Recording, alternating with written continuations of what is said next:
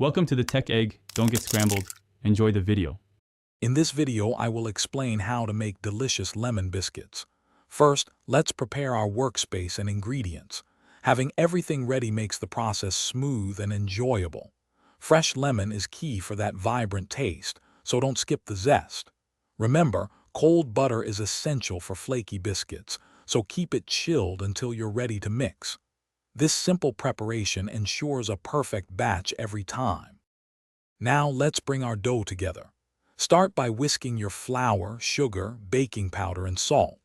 Next, using a pastry blender or your fingertips, work the cold butter into the dry mixture until it looks like coarse crumbs.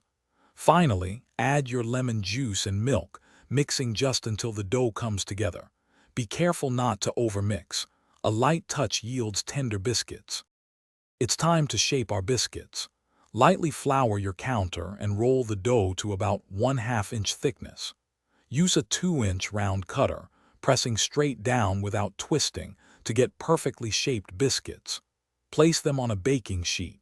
Bake your biscuits in a preheated oven at 375 degrees Fahrenheit for about 12 to 15 minutes until they are golden brown. To finish our delightful lemon biscuits, let's make a simple, zesty glaze.